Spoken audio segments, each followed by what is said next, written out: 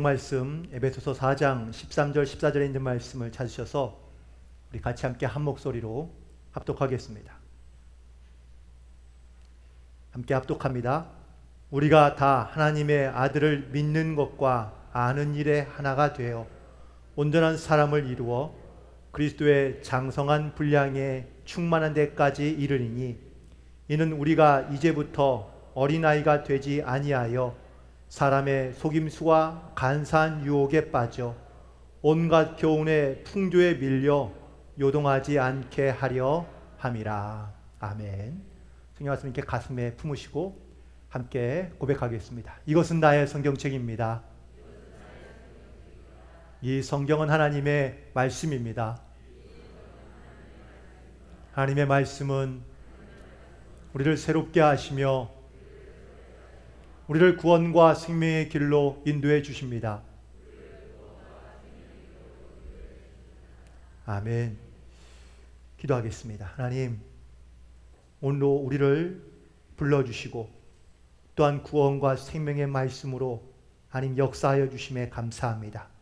오늘도 주신 말씀을 통하여 우리의 믿음과 우리의 심령이 새로워지는 귀한 시간 되게 역사하여 주옵소서.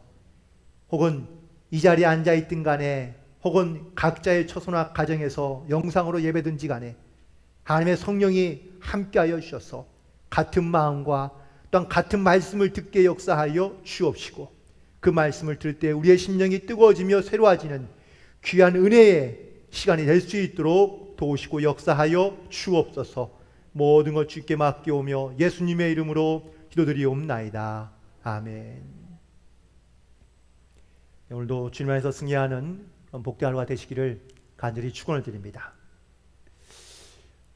이북의 북한에서 어떤 한 주민이요, 이 김정은 위원장에 대하여 남모르게 욕을 하다가 이게 결국은 발각이 되고 들켜져서 결국은 총사령을 받게 되었습니다. 드디어 총사령이 되는 그 날 아침에 바로 갑자기 총사령에서 교수형으로 바뀌었다는 이러한 통보를 받습니다. 그러자 그 주변에 있던 다른 사형수들이 이렇게 얘기합니다. 드디어 총알이 다 떨어진 모양이군 라고 이렇게 말했다는 겁니다. 그런데 이제 교수형으로 바뀌고 난 교수형이 다가오는 바로 그 전날 다시 또 교수형에서 무기징역으로 바뀌었다는 겁니다. 그러자 그 옆에 있던 또 다른 사형수가 말하기를 이번에는 밧줄도 다 떨어졌나 보군 라고 이렇게 얘기했습니다. 그러자 이제 무기징역에서 결국은 이제 이 수감 생활을 하고 있던 이 사형수가 얼마 후에 다시 바로 특별 사면이 되었다는 통보를 받게 됩니다. 이 특별 사면된 이유가 궁금해서 사실은 그래서 간수에게 물었습니다. 아니 내가 도대체 왜 어떻게 이렇게 특별 사면을 받게 되었습니까? 라고 묻는 그 말과 동시에 문이 열리면서 다른 간수가 들어오면서 하는 말이 이제 식량도 다 떨어진 모양이야 라고 이렇게 말을 했다는 겁니다. 사실 우리가 북한에 대한 여러 가지 많은 이야기를 듣긴 하지만 이게 사실인지 아닌지 이게 사실 믿기가 되게 어려운 일들이 많습니다. 본인들은 뭐 기다 아니다 이런 말을 하지만 사실 그 말을 우리가 얼마나 믿을 수 있을까라는 것은 사실 그들 가운데 신뢰와 믿음이 잘 가지 않기 때문이겠죠. 많은 아이들이요 자라나면서 대부분 성장통을 겪는다고 합니다. 성장통이란 키가 자랄 때에 느껴지는 그런 고통과 통증을 말하고 있는데 한 번에 키가 확 자라나게 되면서 그 근육과 그리고 그 힘줄이 이렇게 너무 빨리 자라니 뼈가 함께 자라지 못하면서 느껴지는 그런 통증이 가장 기본적인 경우가 있고요. 또 지나친 운동으로 인해서 사실은 충격을 받았을 때에 받는 그러한 또한 통증도 이 성장통에 속한다고 그러고요. 또 뼈 속에 사실은 부어서 느껴지는 통증이라고도 말하기도 합니다. 하지만 대부분의 전문가들은 이 성장통을요 병으로 여기지 않습니다. 왜냐하면 성장할 때만 나타나는 그런 통증과 하나의 증세이기 때문이겠죠. 그런데 우리 아이들이 사춘기에만 사실은 성장하느냐? 그렇진 않거든요. 아이들이요 갑자기 급성장할 때 되면은 즉 3세에서 5세나 혹은 7세에서 9세 사이에 또 급성장을 이루게 되는 경우가 많이 있는데 그때 대부분 다 똑같이 성장통을 겪는다고 그럽니다. 그런데 이 아이들이 어떤 고통을 겪는지는 잘 우리가 사실 어른들은 잘 이해하기가 어렵습니다. 우리 어릴 때 그런 통증이 있었나라는 생각이 들기도 하고요.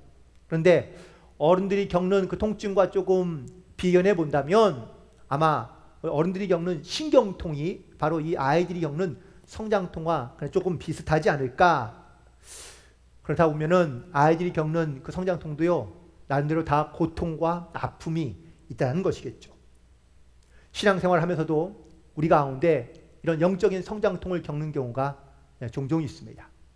신앙생활을 시작하고 나면서 그 뜨거움으로 열정으로 교회를 열심히 하다 보면 그냥 기쁨과 즐거움만 있는 건 아니고요. 거기에 따르는 또 다른 아픔과 고통과 또한 이 성장에 주는 그런 통증이 분명히 있다는 사실이죠.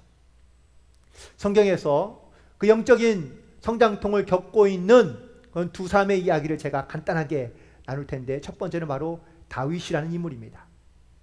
우리가 잘 아는 시편 23편에 있는 말씀 가운데 4절을 보면 내가 사망의 음침한 골짜기를 다닐지라도 해를 두려워하지 않는 것은 주의 지팡이와 막대기가 나를 안위하시기 때문입니다. 보호하시기 때문이라고 고백하고 있습니다. 우리가 알고 있듯이 사실 다윗은 인생의 많은 험난한 시기를 경험한 그런 사람입니다. 그가 자기의 이 죽음의 순간에 이르는 그런 상황에 이르렀을 때에도 그는 두려워하지 않고 있다고 오늘 고백하고 있는데 그가 이런 죽음의 두려움 가운데서도 두려움을 갖지 않는 이유는 바로 주님이 나와 함께 하시며 나를 보호하고 계시기 때문이라고 고백하고 있거든요. 자, 그러면 이 고백은 그가 배워서 알게 된 고백일까요?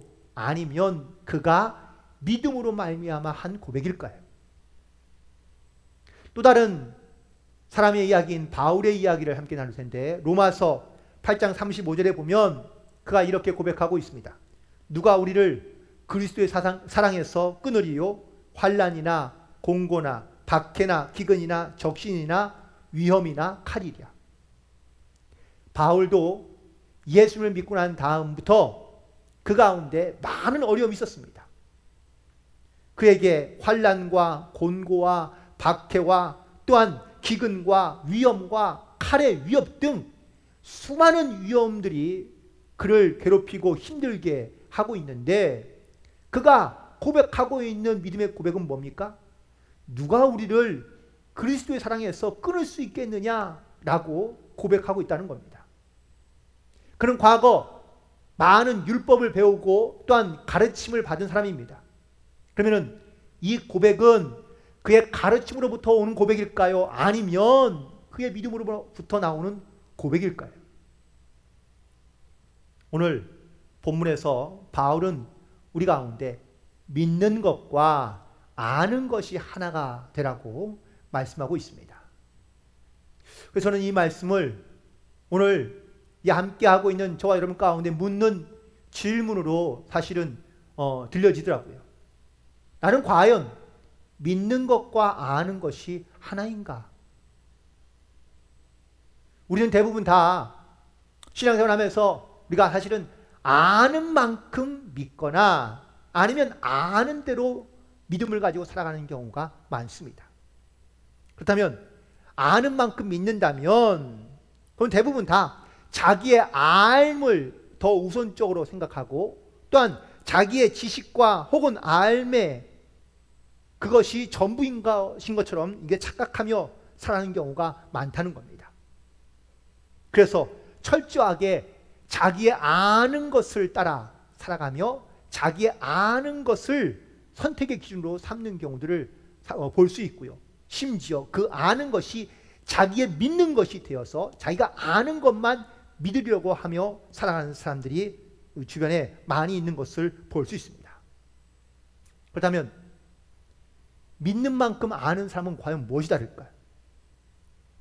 과연 내가 믿는 만큼만 내가 자기의 삶을 살아간다면 혹은 알고 있다면 내가 믿지 않는 것에 대한 부족함과 알지 못함에 대하여 우리는 매우 겸허해야 되고 겸손할 수밖에 없다는 사실이죠. 따라서 우리가 갖고 있는 믿음이 내 암보다 더 크지 않다는 것을 깨닫게 될 때에 사실 우리는 그래서 하나님 앞에 우리의 부족함과 연약함을 내어놓고 하나님 앞에 의지하며 기도함으로 살아갈 수밖에 없는 이유, 그 하나님의 사랑 안에 살고 있으니 내가 늘 감사할 수밖에 없는 이유들이 우리의 믿음의 고백 가운데 나올 수밖에 없게 될 것입니다. 우리는 현재 많은 지식의 혹은 정보의 시대에 살고 있습니다. 그런데 지식, 즉 알미란 세대와 혹은 시간이 흘러갈수록요 달라지거나 변하는 경우가 있는 것을 볼 수 있습니다. 하지만 믿음이란 시대가 지나거나 세월이 흘러가도 변치 않는 것이 바로 이 믿음입니다. 오늘 그 믿음의 말씀을 듣고 우리의 믿음과 우리의 아는 것이 하나가 되어 오늘 본문의 말씀처럼 온전한 삶이 되고 그리스도의 장성한 분량에 이를 수 있는 그런 귀한 믿음의 결단 가운데 살아갈 수 있는 그러한 저와 여러분이 되기를 간절히 소망하면서 오늘 말씀과 또한 오늘 말씀을 가지고 함께 은혜를 나누고자 합니다. 그렇다면 첫 번째 먼저 내가 믿고 있고 내가 아는 것이 무엇인지를 우리가 먼저 진단하는 것이 필요할 텐데요. 과연 내가 믿는 것은 무엇이고 내가 아는 것은 무엇인지, 먼저 내가 아는 것이 나만 알고 있는 것인지 아니면 다른 사람도 다 알고 있는 것인지, 사실 이게 매우 중요할 것 같은데, 모든 사람들이 다 알고 있는 지식을 우리는 상식이라고 말합니다. 그런데 모든 사람이 다 똑같은 지식을 갖고 있는 건 아니라는 것이죠. 즉 다시 말하면 내가 알고 있는 지식도 있지만 내가 알고 있는 지식을 다른 사람은 모를 수도 있습니다. 예를 들면 우리나라에서는 매우 상식이 다른 나라에 가면요 상식이 되지 않을 수가 있고요. 내가 아는 상식과 지식이 다른 사람에게는 전혀 지식이 되지 않는 경우도 있을 수 있다는 겁니다. 그렇다면 결국 내가 아는 이 지식을 다른 사람도 만약에 알게 하기 위해서는 많은 어떠한 소통과 노력이 필요하다는 것을 우리가 너무나 잘 깨달을 수 있습니다. 또 내 주변에 가까운 친구들을 보면 그래도 말이 통하거나 아니면 서로의 생각이 같다는 것을 의미하고 있는데, 내가 아는 것을 그 사람도 알고 있으니 자연스럽게 친밀감을 가질 수밖에 없는 것이겠죠. 내 주변에 있는 많은 가까운 사람들 한번 돌이켜 보시기 바랍니다. 내가 아는 것을 같이 함께 공유하고 있거나 많은 것을 알고 있기에 좋은 친구가 될 수 있는 것이죠. 두 번째는 바로 내가 믿고 있는 것을 과연 다른 사람들도 믿고 있느냐라는 거고, 또한 내가 믿는 것을 다른 사람도 믿을 수 있을까라는 이러한 질문으로부터 출발하게 됩니다. 사실 우리는 검증되지 않은 지식과 혹은 주장에 대해서는 잘 믿으려 하지 않습니다.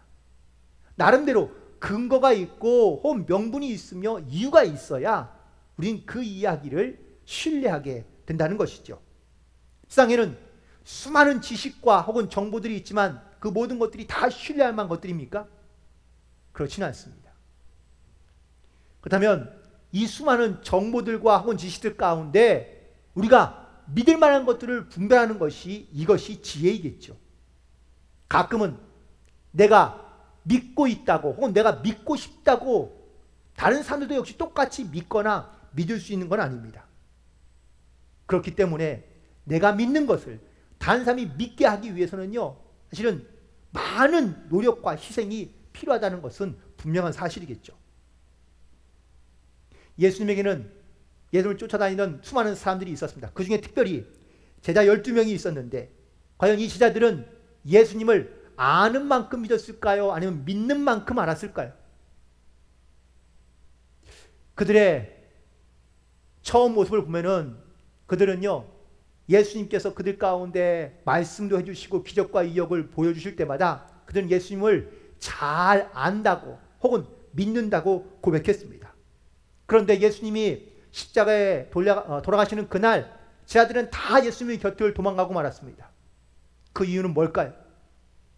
아는 만큼만 믿었기 때문입니다.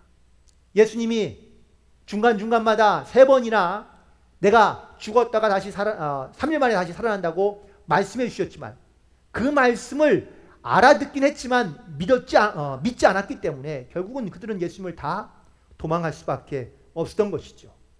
하지만 후에 그들이 성령을 체험하고 난 다음에 그들 가운데 믿음이 생기기 시작하자 그들은 어떠한 상황에도 자기가 안 것을 혹은 체험한 것을 강하고 담대하게 증언하며 살아가는 그러한 믿음의 사람으로 변하게 된 것을 볼 수 있습니다. 그렇다면 중요한 건 나입니다. 나는 신앙생활을 하면서 내가 아는 만큼만 믿고 있는지 아니면 믿는 만큼 내가 주님을 안다고 고백하고 있는 것인지. 가끔은 그냥 아는 만큼만 신앙생활 하라고 믿으라고 말씀하시는 분들이 사실은 많이 있습니다. 그래서 그 알에 대하여 물론 편차가 있을 수 있긴 하겠지만 그 알을 사모하며 이 알의 갈급함으로 인해서 어디에서 뭔가를 가르쳐주는 것을 쫓아다니는 분들이 사실은 많이 있습니다. 나쁘단 건 아니지만 하지만 매우 조심해야 될 부분이 많기 때문에 그렇습니다. 우리가 많이 아는 것보다 더 중요한 것은 내가 누굴 믿고 있으며 무엇을 믿고 있느냐는 것이 더 중요한 문제이지 않을까요? 이 믿음에 대한 확신과 이 구원에 대한 확신이 없이 암만 지식만 넓히려 한다면 그러면요 우리는 교만 가운데 빠지기 쉽거나 혹은 잘못된 그러한 이단 가운데 빠지는 경우도 많이 있을 수 있기 때문에 그렇습니다. 따라서 지금 먼저 나의 믿음을 돌이켜보고 나는 이 믿음으로 말미암아 하나님을 안다고 고백하며 살고 있는지를 반드시 돌이켜보고 이 복음의 증인으로서 살아갈 수 있는 그런 믿음의 결단 가운데 살아가는 저와 여러분이 되기를 간절히 부탁을 드립니다. 그래서 오늘 본문에 있는 말씀 가운데 바울은 믿는 것과 아는 것이 하나가 되라고 말씀해 주고 있습니다. 그 믿는 것과 아는 것이 하나가 될 때에 나타나는 두 가지의 모습이 있는데 첫 번째는 성장하게 된다는 겁니다. 그 성장하는 과정 가운데 첫 번째는 바로 온전한 사람을 이루게 된다고 오늘 바울은 권면해 주고 있는데 온전한 사람이란 완벽한 사람을 의미하는 건 아닙니다. 사람이요 많이 알거나 많이 배우게 되면 사실 더 겸손해져야 하겠죠. 그런데 많이 배웠다고 많이 알고 있다고 혹은 지식이 있다고 다른 사람보다 더 배웠다고 배우지 못한 사람들을 괴롭히거나 힘들게 한다면 그 알은 지식도 아니고 혹은 또 능력도 아닙니다. 오히려 우리를 온전케 하시는 그 하나님의 지혜는 우리를 더욱더 겸손하게 만들고 있는 자리에서 섬기도록 하는 것이 이것이 바로 하나님의 뜻이며 하나님의 은혜이기 때문입니다. 우리 가운데 나타나는 이 믿음의 역사는 내가 능력이 많냐라는 것을 말하는 것이 아니라 누구를 위해 쓰고 있으며 무엇을 위해 사용하고 있느냐라는 것이 매우 중요한 문제이기 때문에 그렇습니다. 그래서 바울은 자기는 살아도 주를 위해서 살고 죽어도 주를 위해서 죽으며 하나님의 영광을 위해 살아가고 교회의 덕을 위해서 살아가야 한다고 말씀하고 있는 것을 볼 수 있습니다. 따라서 온전한 사람이 된다는 것은 더욱더 겸손함을 의미하고 있는 겁니다. 믿음이 성장하면 성장할수록 그 믿음에 합당한 삶을 살아간다는 것은 겸손의 삶이고 온유의 삶인 것을 알 수 있습니다. 지금 내 삶이 얼마나 이 믿음과 아는 것이 하나가 되어 겸손한 삶을 살고 있는지 온전한 사람으로서 내가 살아가고 있는지를 돌이켜보고 이 믿음에 합당한 삶을 살아갈 수 있는 그런 저와 여러분 되기를 간절히 소망합니다. 두 번째, 이 믿음과 아는 것이 하나가 될 때 우리 가운데 나타나는 또 다른 특징은 바로 그리스도의 장성한 분량에 이르게 된다는 말씀입니다. 이거를 헬라어를 그냥 있는 그대로만 직역한다면 원래는 이런 뜻입니다. 나이가 꽉 찬 인생의 의미를 알만한 나이가 되었다 라는 그러한 의미를 갖고 있습니다. 과연 여러분들 우리가 어느 정도 인생을 살아야 우리는 과연 인생의 의미를 안다고 말할 수 있을까요? 이거를 조금 쉽게 표현해 보자면 아마 좀 철이 들었다라는 이런 표현이 가장 좀 쉬운 표현이 아닐까. 여러분 혹시 몇 살쯤 되면 인생에 철이 들었다고 말할 수 있을까요? 정해진 기준이나 나이가 있습니까? 아닙니다. 어떤 사람은 내 젊어서 철이 들 수도 있지만 죄송하지만 어떤 분은 나이가 들어도 철이 들지 않는 경우도 있거든요. 종종 이런 이야기를 듣거나 하는 경우들이 있죠. 넌 도대체 언제 철이 들래? 철이 든다는 것은 어떤 의미일까요? 아마 정확하게는 아니겠지만 그래도 철이 들고 나면은 내가 세상을 바라보거나 또한 사람을 바라보는 그 관점이 조금 달라진 것이 아닐까라는 것을 의미합니다. 무엇보다 내 인생에서 내가 바라보는 내 삶의 방향과 목적이 완전히 달라져 있을 때에, 변화됐을 때에 우리는 그 의미를 알거나 아니면 철이 들었다고 말하는 것이라면 믿음과 아는 것이 하나가 되었을 때 마치 이렇게 철이 드는 것처럼 우리가 세상을 바라보는 관점과 사람과 영혼을 바라보는 관점이 달라져 가는 것을 의미하고 있다라고 말할 수 있습니다.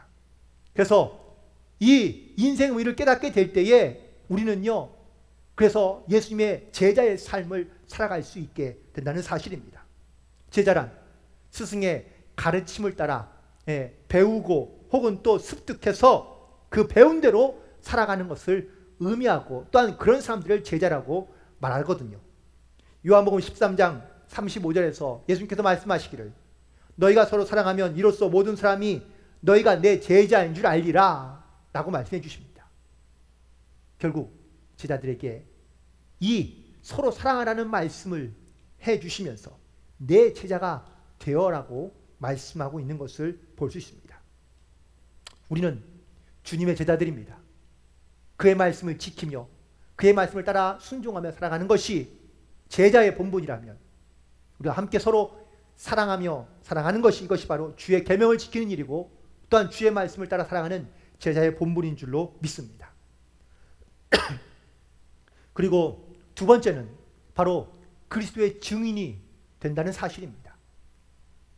앞서 우리가 알미란 배움과 경험을 통하여 우리 가운데 깨닫게 된 것들을 우리는 알므로 표현하는데 이 내가 알고 있는 것들이 자기 가운데 확신을 가지고 살기까지는 많은 그런 경험과 노력들이 필요하겠죠. 결국 지금 내가 믿음을 가지고 말하는 것들은 지식에서만 머물러 있는 것이 아니라 그 지식이 내 삶의 지혜가 될 때에 사실 진정한 알므로 표현될 수 있는데 제자란 스승의 가르침을 배우고 익혀서 자신을 다스리며 선하게 사는 것을 목적으로 한다면 증인은 좀 다릅니다. 증인은 자신에게 일어나고 변화된 것들을 가지고 다른 사람들에게 증거하며 또한 선포하는 사람들을 우린 증인이라고 말할 수 있습니다.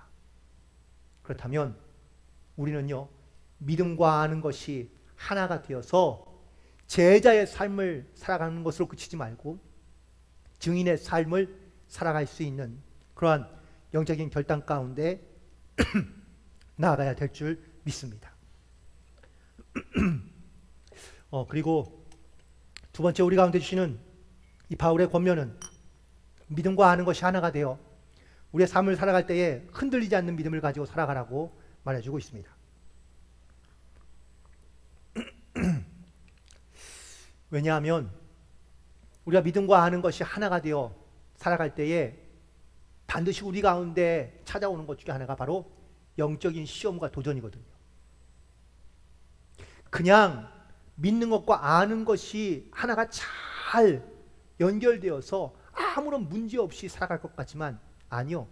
반드시 우리가 살아가는 이 세상 가운데는 영적인 도전이 있다는 것을 우리 가운데 말해주고 있는 겁니다. 그래서 바울은 이 영적인 싸움 가운데 우리가 어떠한 자세를 취해야 되는지를 오늘 본문을 통해서 말씀해 주고 있는데 첫 번째 우리의 영적인 자세는 바로 어린아이 같이 되지 말라는 겁니다. 어린에 비해 아이들은요 미숙하고 약합니다. 그리고 사실 분별력이 조금은 부족하고요. 쉽게 믿고 쉽게 따르고 쉽게 넘어가는 경향이 많습니다. 그렇다고 아이들이 모르느냐? 아니요. 알고 있고요.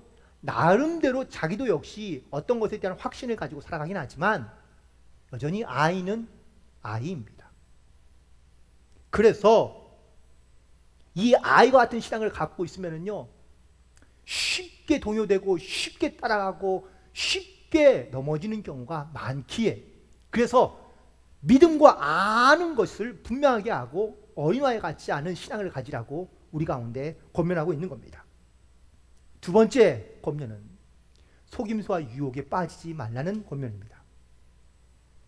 우리는 자기는 절대로 저런 어리석음과 속임수에 빠지지 않을 수 있을 거라고 장담하며 말합니다. 그리고 속임수에 빠진 사람들을 볼 때마다 그를 어리석다고 이렇게 이야기하며 판단하는 경우가 많습니다. 그런데 막상 그런 상황이 자기한테 다가오면 과연 우린 속임수에 넘어가지 않을 자신이 있을까요? 그거는 사실은 아무도 알 수 없는 겁니다.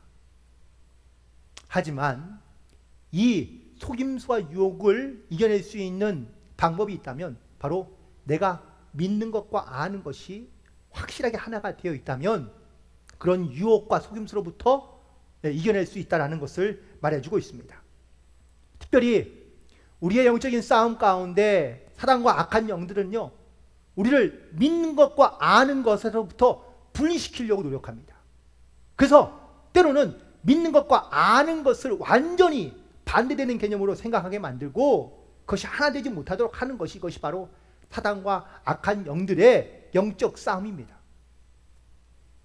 어떤 사람은 믿음은 있는 것 같은데 사실은 아는 것이 부족하거나 혹은 아까 말씀드린 것처럼 아는 만큼만 믿으려고 하는 경향이 많아서 그래서 이 믿는 것과 아는 것을 철저하게 분리시키려 한다는 것이죠.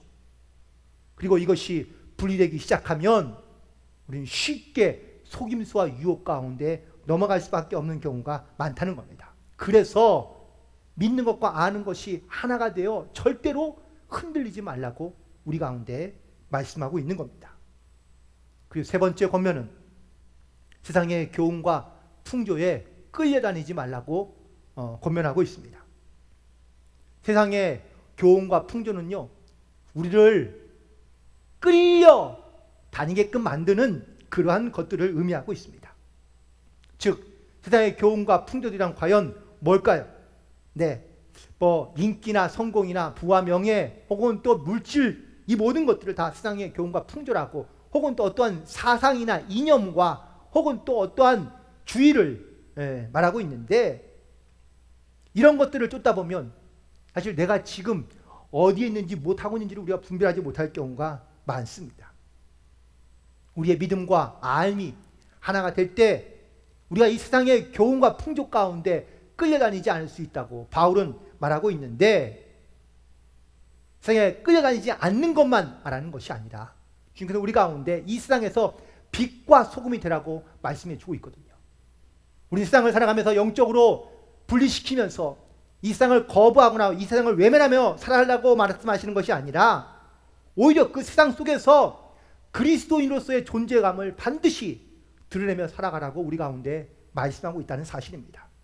따라서 나의 믿음과 또한 하나님을 아는 것이 온전히 하나가 되어서 이 땅 가운데 빛과 소금의 역할을 감당하며 그 거룩한 존재감을 드러내며 살아갈 수 있는 성도로 살아가기를 원하시는 것이, 이것이 바로 주님의 뜻임을 깨닫고 그러면 이 세상을 이끌어 갈 수 있는, 그리스도로 살아갈 수 있는 그러한 믿음의 결단이 있게 되기를 간절히 부탁을 드립니다.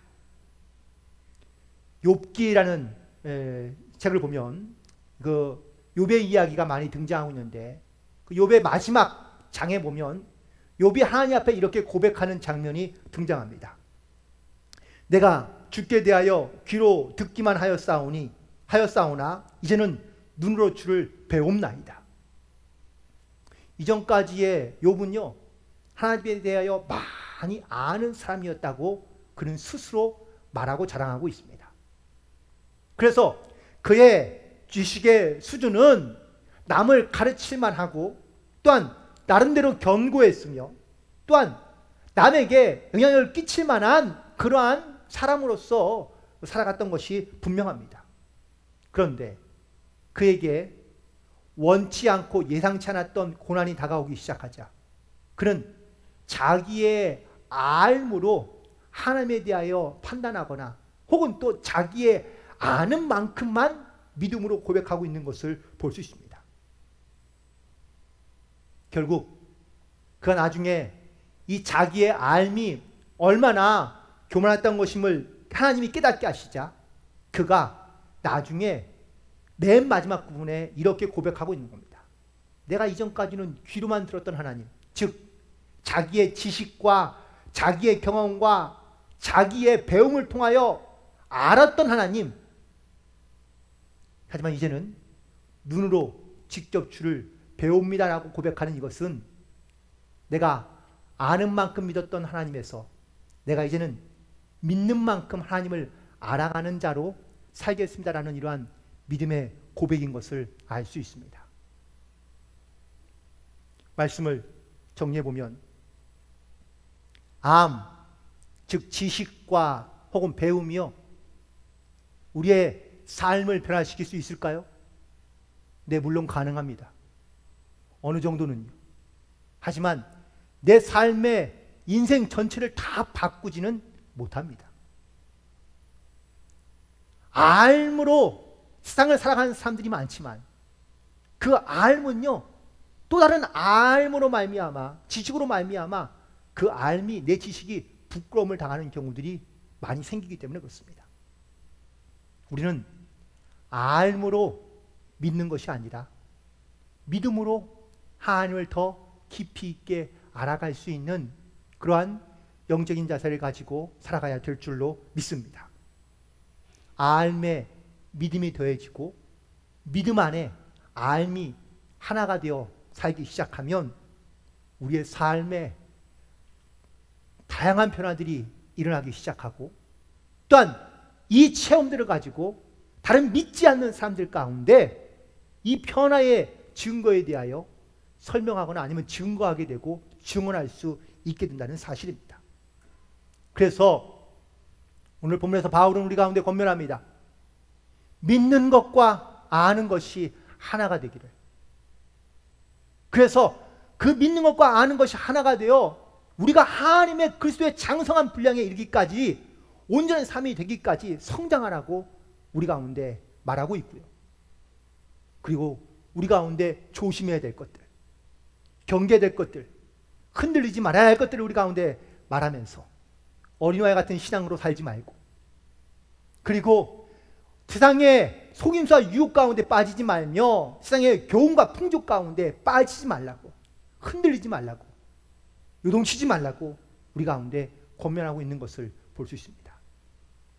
오늘 이 말씀을 묵상하면서 나는 과연 믿는 만큼 주님을 알고 있는지 그리고 더 주님을 알기를 사모하며 나는 믿음으로 주님 앞에 나아가고 있는지를 반드시 돌이켜보고 우리의 믿음이 하나님을 기쁘시게 하며 또 하나님의 영광을 드러낼 만한 그런 믿음의 증거와 증인자로서 이 땅 가운데 승리하는 삶을 살아갈 수 있는 그런 복된 한 주간이 되시기를 주님의 이름으로 간절히 축원을 드립니다. 기도하시겠습니다. 하나님 너무나 감사합니다.